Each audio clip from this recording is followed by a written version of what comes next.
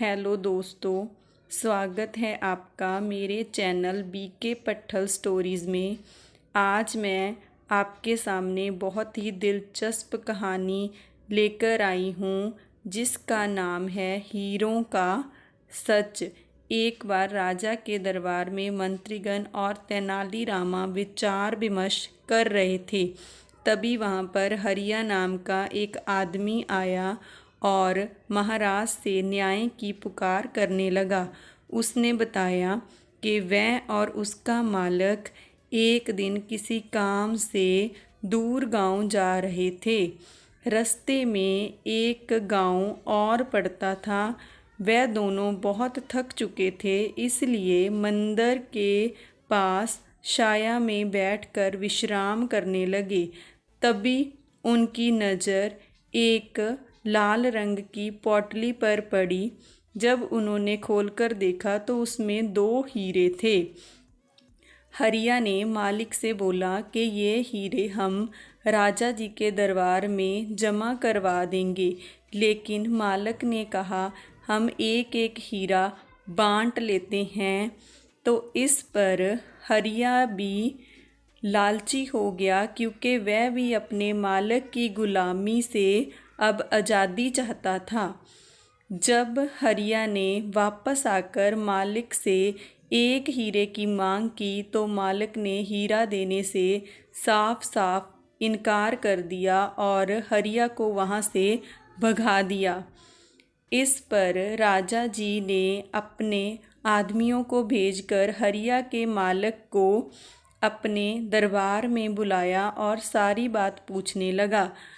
हरिया के मालिक ने बताया कि हरिया झूठ बोल रहा है, हीरे हमें मिले थे, लेकिन मैंने वो हीरे हरिया को आपके दरबार में जमा करवाने के लिए दिए थे। अब वो मुकर रहा है।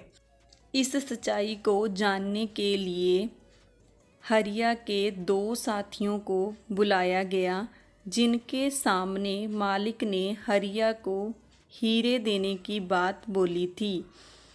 दोनों ने ही मालिक के पक्ष में अपनी गवाही दी।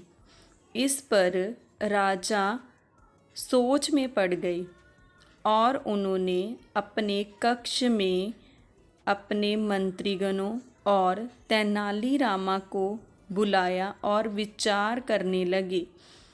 एक मंत्रीगण ने बोला कि हरिया झूठ बोल रहा है, तो दूसरे ने बोला कि नहीं नहीं, मालिक ही झूठा है। इस पर तेनालीरामा ने बोला, महाराज आप कुछ देर के लिए पर्दे के पीछे छुप जाएं, मैं सच पता लगाता हूँ। फिर उसने पहले गवाह को अपने पास बुलाया और पूछा कि क्या तुम्हारे मालिक ने हीरे हरिया को तुम्हारे सामने दिए थे? तो गवाह ने हाँ में उत्तर दिया। फिर तेनालीरामा ने पूछा कि चलो ठीक है, फिर आप मुझे हीरों के रंग और आकार के बारे में बताइए।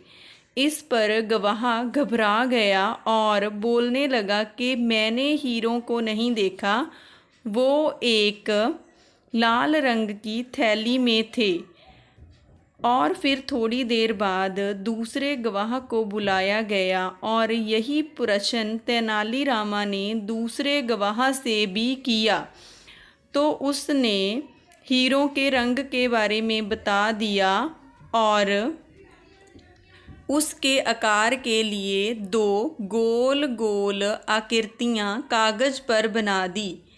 इतना देखते ही महाराज भी पर्दे के पीछे से बाहर आ गए और दोनों ही गवाहों की सट्टी पट्टी गुल हो गई और उन्हें पता चल गया कि अब तो सच्चाई सामने आ ही गई है।